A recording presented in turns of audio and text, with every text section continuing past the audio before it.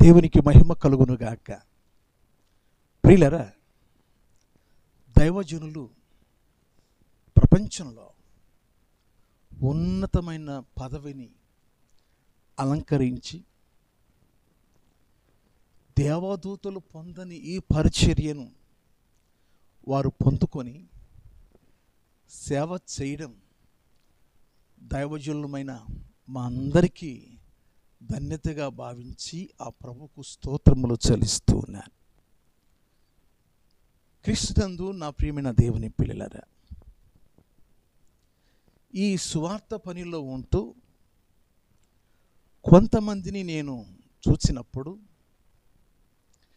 ఈ లోక సంబంధమైన ప్రభుత్వంలో ఒక ఎమ్మెల్యేగా, ఎంపీగా ఎన్నిక చేయబడి చట్టసభలలో క్రిస్టియన్ వాయిస్ వినిపించబడాలి అన్న ఉద్దేశంతో రాజకీయ పార్టీలను ఏర్పరచి ఎమ్మెల్యేలుగా, ఎంపీలుగా నిలబడి అదో పరిచర్యగా స్వీకరించి చేయటం అనేది ఎంతవరకు అది వాక్యానికి సరైనది కానిది ఏదో పరిశుద్ధాత్మ ద్వారా ఈరోజు మనం తెలుసుకుందాం. ప్రియమైన దేవుని పిల్లలారా, ఒక పాస్టర్ గారు ఎమ్మెల్యే అభ్యర్థిగా పోటీ చేయడం వాక్యానుసారమా కాదా? లేఖనము ఏం చెప్తుంది? మనం తిన్నగా లేఖనంలోకి వెళ్ళి పరిశుద్ధాత్మ చెప్పుచున్న సంగతులను నేర్చుకుందాం. పేతురు రాసిన మొదటి పత్రిక 2వ అధ్యాయం 21వ వాక్యాన్ని నేను చదువుతున్నా. క్రీస్తు కూడా మీ కొరకు బాధపడి మీరు తన అడుగు జాడలందు నడుచుకున్నట్లు మీకు మాదిరి ఉంచిపోయాను. ఆయన ఎందుకు మీ కొరకు బాధపడ్డారు అంటే, మన కొరకు ఆయన ఎందుకు బాధపడ్డారు? తన అడుగు జాడలందు నడుచుకున్నట్లు అంటే ఆయన నడిచిన మార్గంలో ఆయన అడుగులో అడుగు వేసుకొని నడవండి అని మాదిరి ఉంచి ఆయన వెళ్ళాడు. ఈ మాదిరికరమైన జీవితం మన ఎదుట దేవుడు ఉంచి ఈరోజు సంఘ కాపరులుగా పిలువబడి నేను ఎమ్మెల్యే అవుతాను, ఎంపీగా అవుతాను, చట్టసభల్లో క్రిస్టియన్ వాయిస్ వినబడాలి అన్న ఆలోచన చేసి నాకు ఓటు వేయండి, నన్ను గెలిపించండి, క్రైస్తవుల పక్షంగా నేను పనిచేస్తాను. ఏ పనికి పిలువబడ్డావు? క్రీస్తు ఏ మాదిరి ఉంచిపోయాడు చూద్దాం. మనం యోహాను సువార్త 17వ అధ్యాయం 4వ వాక్యాన్ని చదివినప్పుడు, చేయుటకు నీవు నాకు అప్పగించిన పనిని సంపూర్ణంగా ఈ భూమి మీద నెరవేర్చి నిన్ను మహిమపరిచానని తన తండ్రితో ఆయన చెప్పాడు. ఏ పని అప్పగించినాడు? దేవుని రాజ్యాన్ని స్థాపించాలి అని, అనేక మంది పాపులను దేవుని రాజ్య వారసులుగా చేయాలని ప్రభువారికి పని అప్పగించబడింది. ఆ పనిని ఆయన తుదముట్టించినట్టు మనం చూస్తూ ఉన్నాం. ఒకసారి శిష్యులు ప్రభువారి దగ్గరికి ఆహారం తీసుకొచ్చారు. వారితో అన్న మాట ఏంటే, యోహాను సువార్త 4వ అధ్యాయం 34వ వాక్యాన్ని మనం చదువుకున్నప్పుడు,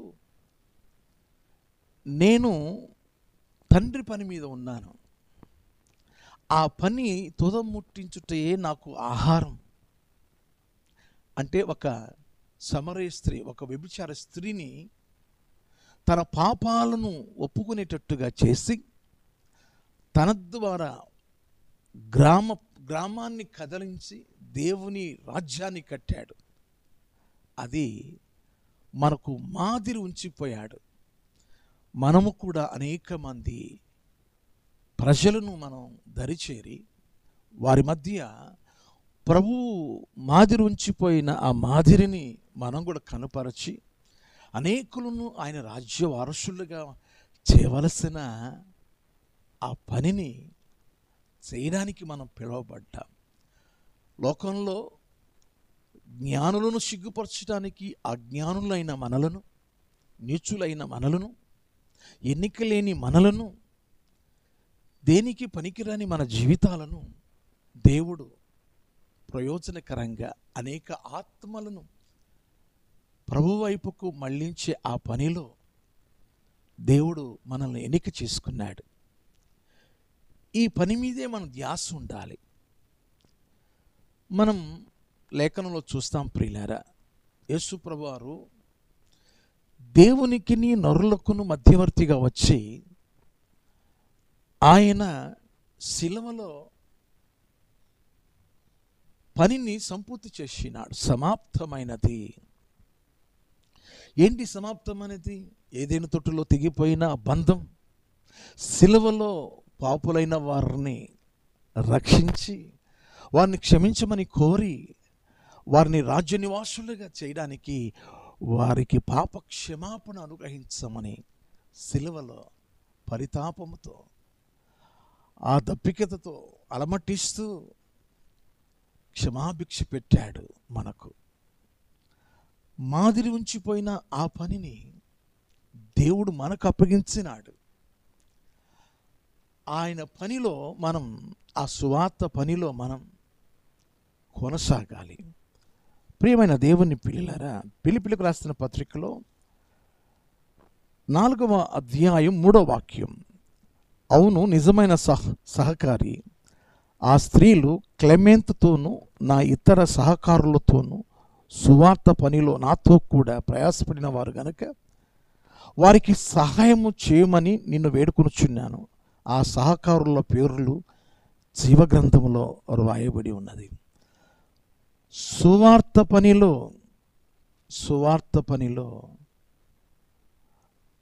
నాతో కూడా సహకారులుగా పనిచేశారు. సువార్త పనిలో దేవుడు మనను ఆ పనికి పిలుచుకున్నాడు.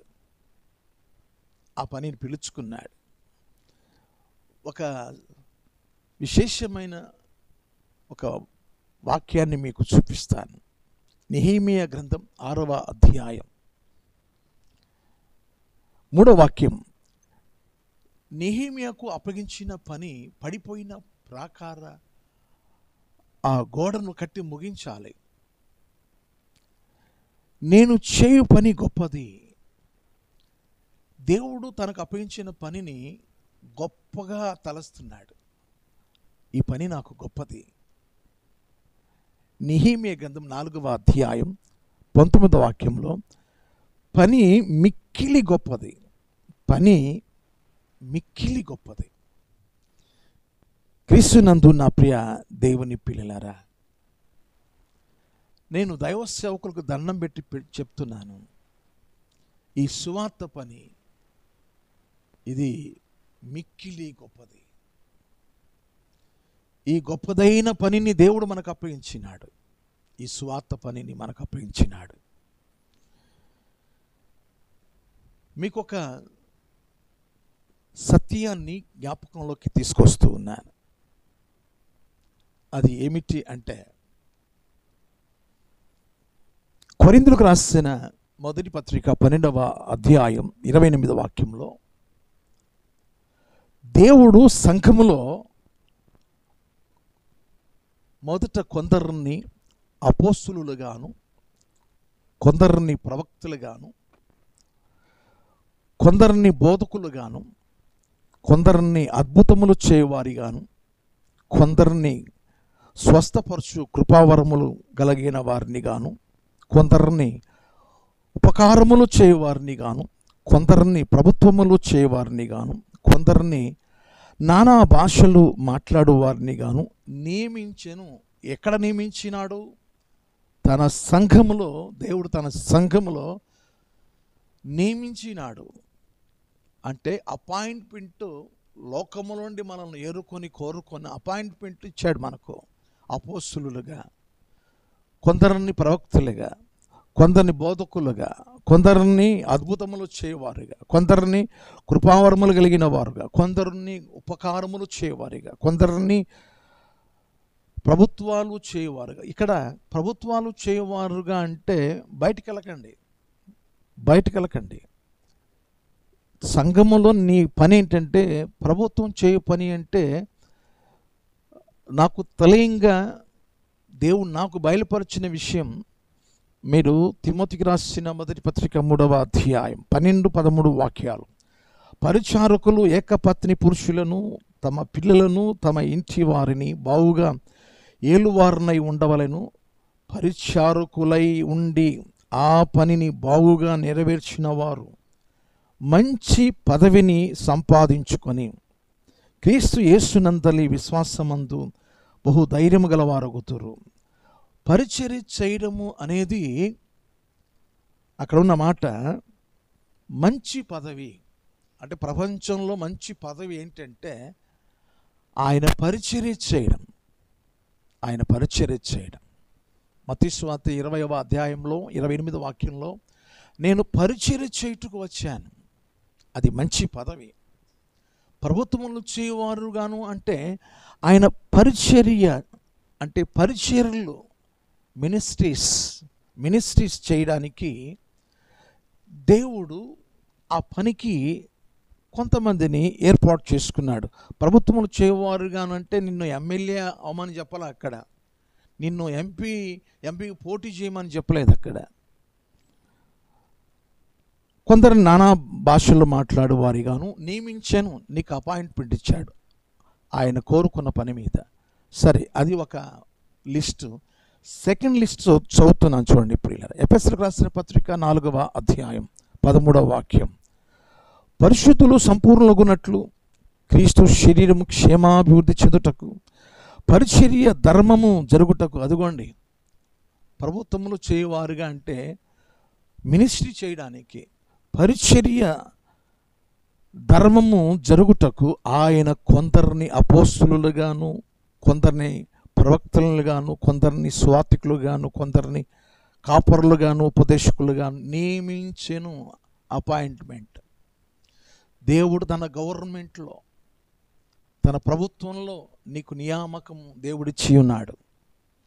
నువ్వు గవర్నమెంట్లో ఒక ఎంప్లాయీగా, అధికారిగా దేవుడు విశేషమైన తన మంచి పదవిని అలంకరించే ధన్యతను దేవుడు లోకములోంచి నిన్ను కోరుకున్నాడు. నువ్వు పొందుకున్న పని అది దేవదూతలకు దేవుడు అప్పగించలా, విశేషంగా దేవుడు నీకు అప్పగించినాడు. క్రీస్తునందు ప్రియ దేవుని పిల్లలారా, యెరూషలేము నుండి ఎరుకకు పోయినప్పుడు అతడికి ఎంత అవమానం జరిగిందో, నేను దేవుని పనిలో ఉన్నాను, ఓ సంఘ కాపరిగా ఉన్నాను, ఒక మినిస్ట్రీ వ్యవస్థ దేవుడు నాకు అప్పగించినాడని దేవుడు నీకు బయలుపరిస్తే, ఈ లోక సంబంధమైన ప్రభుత్వంలో నేను ఒక ఎమ్మెల్యే అవుతాను, ఒక ఎంపీగా అవుతాను, క్రిస్టియన్ వాయిస్ వినబడాలి అని చెప్పుటలో బైబిల్లో ఉందా? నిలబడమని ఉందా? అక్కడ మీకు కొన్ని విషయాలు చెప్తాను ప్రియులారా. మత్తయి సువార్త 6వ అధ్యాయం 33వ వాక్యంలో ఆయన మొదట నా రాజ్యమును నీతిని వెదకమన్నాడు. నా రాజ్యాన్ని వెదకండి. ఏంటి ఆయన రాజ్యం? ఆయన సంఘమే కదా రాజ్యం. ఆయన నోరు తెరచి మొట్టమొదటి చేసిన ప్రసంగం ఏంటంటే, దేవుని రాజ్యము సమీపించి ఉన్నది. మార్కు సువార్తలో మొదటి అధ్యాయం 14-15 వాక్యాల్లో మనం చూస్తాం. ఆయన నోరు విప్పి చెప్పిన మాట, దేవుని రాజ్యం సమీపించి ఉన్నది.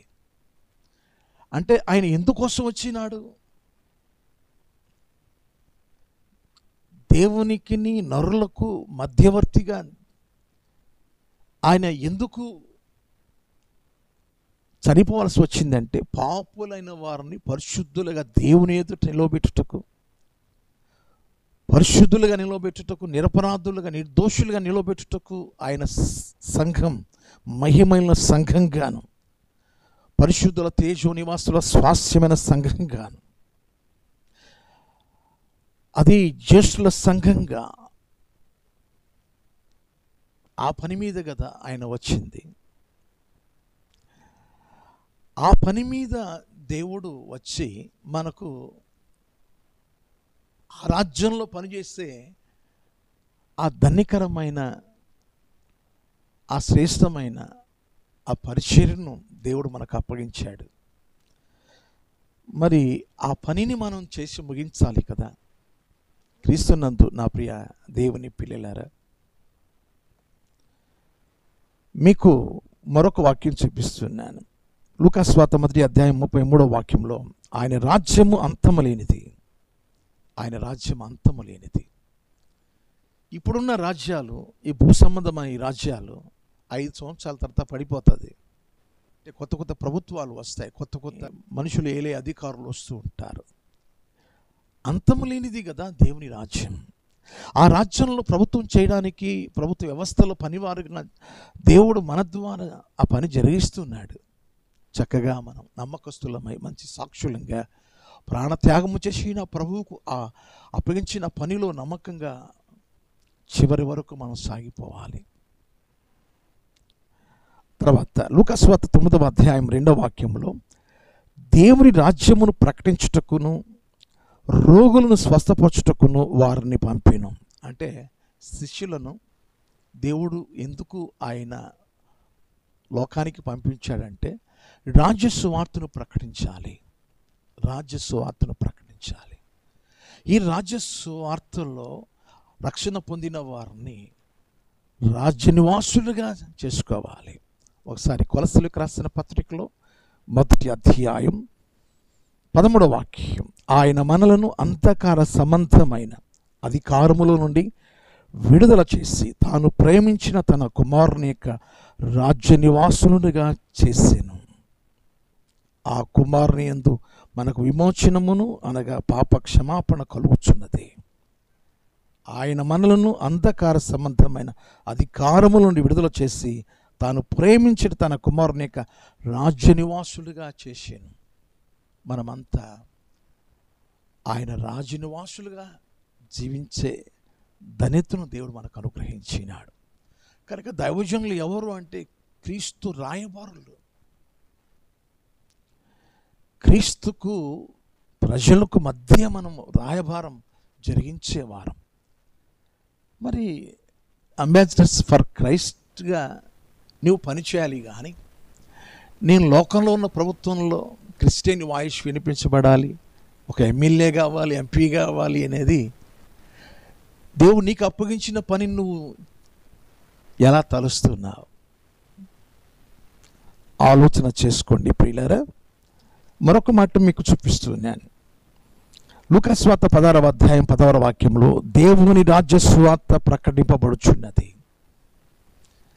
దేవుని రాజ్య సువార్త ఎక్కడెక్కడ ప్రకటించబడుతుంది? ఏ పల్లికైనా వెళ్ళండి, ఆయన రాజ్య సువార్త ప్రకటించబడుతుంది. ఏ పట్టణానికైనా వెళ్ళండి, ఆయన రాజ్య సువార్త ప్రకటించబడుచున్నది. కొండ జాతుల మధ్య, అరణ్యవాసుల మధ్య, సముద్ర తీర ప్రాంతంలో ఉన్న వారి మధ్య దేవుడు తన సేవకులను ఎన్నిక చేసుకొని ఆ రాజ్య సువార్తను ఆయన ప్రకటించుకుంటున్నాడు. ఆయన రాజ్య సువార్త పని జరుగుతుంది ప్రియులారా. ఇంకో మాట చెప్పమంటారా? శిష్యులు అడుగుచున్నారు, అయ్యా మరి మా సంగతి ఏంటని అడుగుతున్నారు.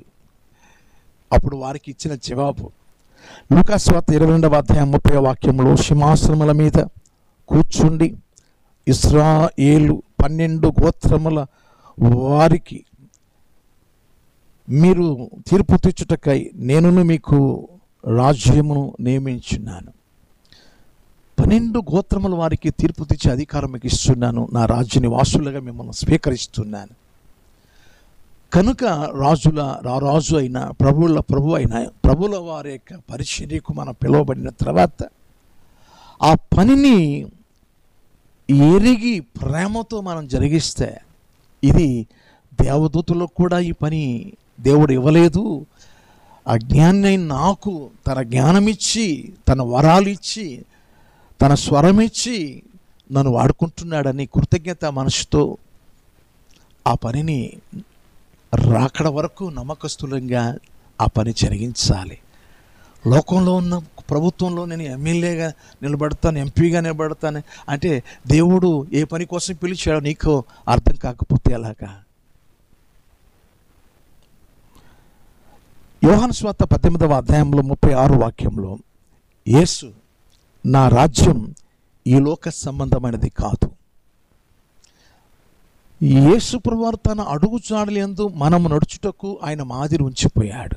తన రాజ్యం ఈ లోక సంబంధమైనది కాదు, మనము పరలోక సంబంధమైన వారం. ఫిలిప్పీయులకు రాసిన పత్రికలో 3వ అధ్యాయంలో 20వ వాక్యంలో మన పౌరస్థితి పరలోకంలో ఉంది. మనం పరలోక వాసులు. మనం భూ సంబంధమైన వాటి మీద మనసు పెట్టక పరలోక సంబంధమైన వాంఛ కలిగిన వారమై, మనము కనుమూస్తే ప్రభువుతో ఉండాలన్న ఆశ కలిగిన వారమై పరిచర్య జరిగించాలి. పౌలు గారు ఏవేవి లాభకరమైనవో వాటిని వదులుకొని పునరుద్ధాన బలము కలిగి నేను ప్రభువు దగ్గర చేరుకోవాలి, మంచి పోరాటం నేను పోరాడాలి, నా విశ్వాసాన్ని కాపాడుకోవాలని పౌలు గారు ఏ రీతిగా పరిచర్యను చేసి తుదముట్టించినాడో అది కదా పనిని ముగించడం. దేవుడు అప్పగించిన పనిని అలా ముగించాలి. పిలాతుకు చెబుతున్నాడు, నా రాజ్యం ఇలాంటి రాజ్యం కాదు, నా రాజ్యం నిలవరమైనది, శాశ్వతమైనది. నా రాజ్యములో నెమ్మది ఉంటుంది, రోగాలు ఉండవు, ఎప్పుడు సంతోషమే, సమాధానం, సంతోషమే. నా రాజ్యం అది యుగ యుగములు ఉండే నిలిచే రాజ్యం. ఈ లోక రాజ్యాలు కనుమరుగైపోతాయి, నా రాజ్యం శాశ్వతమైనది. ఆ రాజ్యంలో ఆ గవర్నమెంట్లో పనిచేసే ఆ నియామకం దేవుడు మనకి ఇచ్చాడు. నమ్మకస్తులంగా దైవజనులంగా మనం ఆ పనిని చేసి ముగించాలి. దేవుని రాజ్యములో, ఆయన ప్రభుత్వం అనే వ్యవస్థలో దేవుడు తన పని కోసం కొన్ని నియామకాలు మనకు దేవుడిచ్చి, నీచులైన అజ్ఞానులైన ఎన్నిక లేని మనలను ఎన్నిక చేసుకుని తన వ్యవస్థలో పనిచేసే పనివారులుగా మనల్ని పిలుచుకున్నప్పుడు, మన పని మీదే సరిగ్గా దృష్టి లేకపోతే, ఆ పని మీద సరైన ఆలోచన లేకపోతే ఏం పని చేయగలుగుతాం మనం? ఇది ఉన్నతమైన పిలుపుకు తగిన బహుమానం పొందడానికి ఈ పరిచర్యను మనం కొనసాగించాలి. బలా మంచి నమ్మకమైన దాసుడా, ఈ కొంచెంలోనూ నమ్మకంగా ఉన్నావు అని కొన్ని బహుమానాలు ఆయన పంచినాడు. ఈరోజు నేను త్వరగా వస్తున్నాను, వాని క్రియల చొప్పున ప్రతిఫలం ఇవ్వడానికి నేను రాబోతున్నానని ప్రభువు సెలవిచ్చినారు. క్రీస్తునందు నా ప్రియమైన దేవుని పిల్లలారా, దేవుడు ఈ లోకంలో మనకు అప్పగించిన పని మీద సరైన దృష్టితో మనం ఆ పని జరిగించాలి ప్రియులారా. కనుక మీకు మరొక వాక్యాన్ని మీకు చూపించాలి అని నేను ఆశిస్తూ ఉన్నాను. ఆయన చేయుటకు నీవు నాకు అప్పగించిన పనిని నేను సంపూర్ణంగా తుదముట్టించాను అని తన రాజ్య స్థాపన ఆయన చేసి, ఆ రాజ్యములో ప్రభుత్వాన్ని ఏర్పాటు చేసి, ఆ ప్రభుత్వంలో పనివారినిగా ఆయన మనలందరినీ ఎన్నిక చేసుకున్నాడు పాస్టర్స్గా. మరి ఇక్కడ ఒక వాక్యం చూపిస్తాను. అపోస్తుల కార్యముల గ్రంథంలో 20వ అధ్యాయం 28వ వాక్యాన్ని నేను చదువుతున్నాను ప్రియులారా. దేవుడు తన స్వరక్తమిచ్చి సంపాదించిన తన సంఘమును కాయుటకు పరిశుద్ధాత్మ మిమ్మను దేనియందు అధ్యక్షులుగా ఉంచెను ఆ యావత్తు మందను గూర్చియు మీ మట్టుకు మిమ్మను గూర్చియు జాగ్రత్తగా ఉండుడి. తన సంఘమును కాయుటకు పరిశుద్ధాత్మ మిమ్మను దేని గురించి దేనియందు అధ్యక్షులుగా ఉంచెను ఆ యావత్తు మందును గూర్చి మీ మట్టుకు మిమ్మను గూర్చి జాగ్రత్తగా ఉండాలి. నా రాజ్యము ఈ లోక సంబంధమైనది కాదు. మరి ఆయన రాజ్యంలో ఆయన ప్రభుత్వంలో పనివారిగా దేవుడు మనల్ని ఎన్నిక చేసుకున్నాడు. తన సంఘాన్ని కాసే పని మనకు అప్పగించినాడు. యోధా అప్పగించిన తన పనిని, దేవుడు అప్పగించిన ఆ పనిని నిర్లక్ష్యం చేశాడు. ధనాపేక్ష కలిగిన వాడై అతడు చివరికి తను వెళ్ళవలసిన చోటుకి వెళ్ళక తప్పిపోయాడు. ఈరోజు యెరూషలేముకు వెళుతూ యెరికోకు వెళుతున్న ఆ వ్యక్తికి ఎంత అవమానం కలిగిందో దేవుడు ఈరోజు ఆ అవమానమును తీసివేసి పూటకోళ్ళవాని ఇంట నిన్ను ఓ పనివానిగా తన సంఘానికి నియమిస్తే ఈ లోక సంబంధమైన ప్రభుత్వంలో ఎమ్మెల్యేగా ఎంపీగా నేను నిలబడతాను, క్రిస్టియన్ వాయిస్ వినబడాలని ఎందుకు మాట్లాడుచున్నారు? అలాగా దేవుని రాజ్యం కట్టబడింది. ఆ రాజ్యంలో ఆ గవర్నమెంట్లో పనివారిగా దేవుడు నిన్ను పిలుచుకున్నాడు కదండి. ఆ సువార్త పని అంటే పౌలు గారు చెప్పిన ఫిలిప్పీయులకు రాసిన పత్రిక 4వ అధ్యాయం 3వ వాక్యంలో ఆ సువార్త పనిలో పనిచేసే వారి పేర్లు జీవ గ్రంథంలో రాయబడినట్టు సువార్త పని కొరకు కూడా దేవుడు మనల్ని పిలుచుకున్నాడు. ఆ సువార్త పనిలో చివరి వరకు మన నమ్మకస్తులంగా సాగిపోతే ఉన్నతమైన పిలుపుకు తగిన బహుమానం దేవుడు మనకు తప్పక ఇస్తాడు. క్రీస్తునందు నా ప్రియమైన దేవుని పిల్లలారా, దేవుడు మనకు అప్పగించిన ఈ పనిలో నమ్మకస్తులంగా మనం సాగిపోదాం. ఒకసారి పరిసయ్యులు ఆయన దగ్గరకు వచ్చి ఆయనతో మాట్లాడుతున్నారు.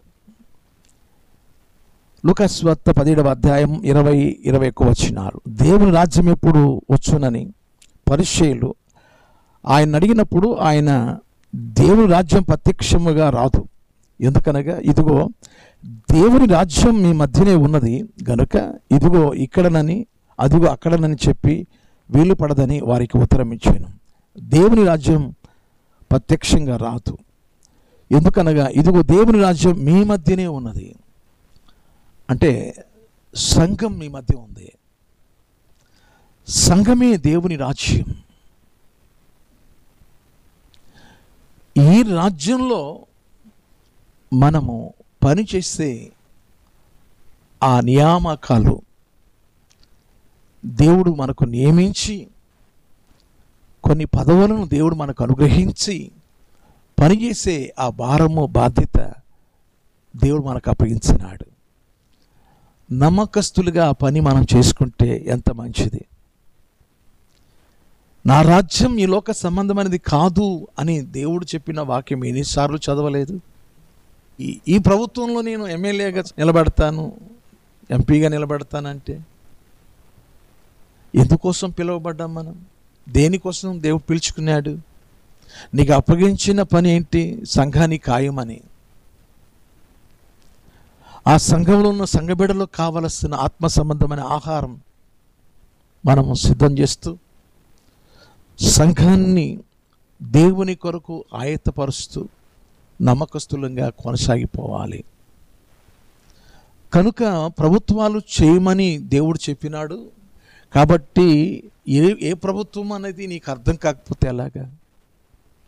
దేవుని రాజ్యంలో ఆయన పరిచర్యలు అనబడిన ఆ ప్రభుత్వాన్ని నీవు చేసి ఆ మినిస్ట్రీస్లో నువ్వు పాలుపంపులు పొంది అనేక ఆత్మలను సంపాదించేవారిగా నీవు ఉండాలి. ఏవేవి ఆయనకు లాభకరమై ఉన్నవో పౌలు గారికి వాటన్నిటినీ ఆయన నష్టముగా ఎంచుకొని పునరుద్ధాన బలము పొందుకొని, ఆ పునరుద్ధాన బలము దేనికి అంటే, నేను ఇప్పుడే వెడలి నా ప్రభువును చేరుకోవాలన్న ఆశ నాకుంది అని పౌలు గారు చెప్పినట్టు, ఆ పనిలో మంచి పోరాటం నేను పోరాడాను. ఆ సువార్త పనిలో నేను నమ్మకంగా కొనసాగాను. నా విశ్వాసం నేను కాపాడుకున్నానని, నాకు ఇక జీవ కిరీటం ఉంది, ఇక నీతి కిరీటం ఉంది, వాడబారని మహిమా కిరీటం ఉందని ఆశించినట్టు దైవ సేవకులంగా ఆ తలంపులతో మనం నింపబడాలి కదా. ఆ రీతిగా మనం కొనసాగాలి కదా. లోకంలో ఏదో పదవి కోసం తాపత్రయం కలిగితే ఎలాగా? లోక సంబంధమైన సేవకుడు లోకములో నుంచి వేరు చేయబడ్డాడు, దేవుని పని మీద నియమించబడ్డాడు. మళ్ళీ లోకంలో పని చేస్తానంటే ఎలాగా? లోకంలో కూడా కొన్ని పనులు ఉన్నాయండి, ఆ పని చేసుకుంటేనే ఎలాగా? దేవుడు తన పని కోసం నేను నియమించినాడు. మరణం వరకు నమ్మకంగా సాగాలి. ఈరోజు క్రీస్తునందు ప్రియ దేవుని పిల్లారా, చాలామంది దారి తప్పిపోయారు. చాలామంది దారి తప్పిపోయారు. ఈరోజు ఈ మాటలు వింటూ ఉన్నప్పుడు దేవుడు నీకు అప్పగించిన పనిని, దేవదూతలకు దొరకని ఆ పనిని దేవుడు నీకు అప్పగించినాడు. బంగారు పళ్ళెంలో పెట్టి ఇచ్చినట్టు ఆ అపాయింట్మెంట్ నీకు ఇచ్చినాడు. క్రీస్తు రాయబారిగా నువ్వు పని చేయాలి. దేవునికి మనుషులకు మధ్య నువ్వు పని చేయాలి. దేవుడు అప్పగించిన పనిని చేయుటకు నువ్వు నాకు అప్పగించిన పనిని తోతముట్టించాను అని అది ఆ మాట చెప్పగలగాలి. చూడండి ప్రియులారా, శిష్యులు తెచ్చిన ఆ ఆహారాన్ని చూసి ప్రభు చెప్పిన మాట, ఇదిగో తండ్రి చిత్తమును, ఇదిగో తండ్రి నాకు అప్పగించిన పనిని తొదముట్టించటే నా పని. సమరయ స్త్రీ అనబడిన ఒక వ్యభిచారిని మార్చాడు. ఆమెను బట్టి ఒక ఊరంతా కూడా మార్చబడింది. దేవుని రాజ్యం కట్టబడింది. ఆ పనిలో దేవుడు మనల్ని ఎన్నిక చేసుకున్నాడు. మన పని ఏంటంటే అనేకులను దేవుని రాజ్య వారసులుగా చేయడానికి తాపత్రయపడాలి, తపనతో ఉండాలి. కనుక పాస్టర్ గారు ఎమ్మెల్యేగా పోటీ చేయొచ్చా అన్న ప్రశ్నకు జవాబు చేయకూడదు అని లేఖనాల ద్వారా మీకు నేను వినిపించాను ప్రియులారా. ఇప్పుడు మీరు చూసే ప్రభుత్వాలు ఒక 5 సంవత్సరాలు ఉంటాయి. అప్పుడప్పుడు బర్తరపైపోయి మధ్యలోనే ఆగిపోతాయి. ఇవి శాశ్వతం కాదు. శాశ్వతమైన రాజ్యంలో పనివారుగా పనిచేయడానికి మనం పిలువబడ్డాం. మనం శాశ్వతమైన పని భారము కలిగి అనేక ఆత్మలను అప్పగించే పనిలో నమ్మకస్తులంగా ఆ పనిని మనం చేసి ముగిస్తే ఎంత మంచిది. ఈరోజు క్రీస్తునందు నా ప్రియమైన దేవుని పిల్లలారా, ఈ సువార్త పనిని మనం సంతోషంగా మనము ఆ పని చేయడానికి మరొక వాక్యాన్ని నేను మీకు చూపిస్తాను ప్రియులారా. తిమోతికి రాసిన మొదటి పత్రిక 6వ అధ్యాయం 11-12 వాక్యాలు. దైవజనుడా, నీవైతే వీటిని విసర్జించి ధనాపేక్షను విసర్జించి నీతిని, భక్తిని, విశ్వాసమును, ప్రేమను, ఓర్పును, సాత్వికమును సంపాదించుకున్నటకు ప్రయాసపడము.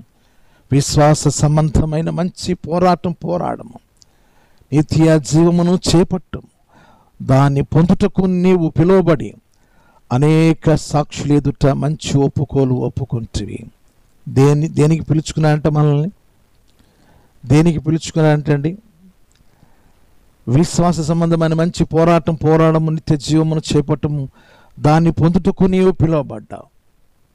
నిత్య జీవమును పొందుకోవడానికి, అనేకులను ఆ నిత్య జీవంలోనికి చేర్చడానికి మనం శ్రమ పడదాం ప్రియులారా, కష్టపడదాం. తిమోతి రాసిన మొదటి పత్రిక 4వ అధ్యాయం 16వ వాక్యంలో, నిన్ను గూర్చి నీ బోధన గూర్చి జాగ్రత్త కలిగి ఉండము, వీటిలో నిలకడగా ఉండము. నీవు అలాగూ చేసి నిన్ను నీ బోధను వినువారిని రక్షించుకుంటావు. కనుక అనేకులను దేవుని రాజ్య వారసులుగా చేసే ఆ ప్రభుత్వంలో మనం ఉన్నాం. కాబట్టి ప్రభు వానికి జీతం పట్టుకోరావడానికి ఆయన త్వరగా వస్తున్నాడు. మన జీతం జీవ కిరీటమై ఉండాలి, నీతి కిరీటమై ఉండాలి, వాడబారని మహిమ కిరీటమై ఉండాలి. మరొకసారి మీకు దండం పెట్టి చెప్తున్నాను ప్రియులారా, ఎక్కడ ఈ లోక సంబంధమైన వాటిలో చిక్కుకోవద్దు. ఈ లోక సంబంధమైన పదవులతో, లోక సంబంధమైన ఆకర్షణలలో ఎక్కడ మీరు చిక్కుకోకుండా, ఇదిగో మీ ఎదుట ఉంచబడిన పరుగు పందెములో కడవరకు ఆ గురి ఎద్దకే మనం చేరుకోవాలి. యేసే మన గురి, పరలోక రాజ్యమే మన గురి. ప్రభు ఉన్న చోటికి మనం చేరుకోవాలి. అక్కడికి వెళ్ళడానికి మనమును మనతో ఉన్న సంఘ బిడ్డలను కష్టపడి పనిచేసి వారిని దినదినం బలవంతులుగా దేవుని రాజ్యంలో వారు చేర్చబడినట్లుగా పనిచేసి ప్రతిఫలం పొందుకుందాం. మీ అందరికీ వందనాలు. May God bless you. Thank you.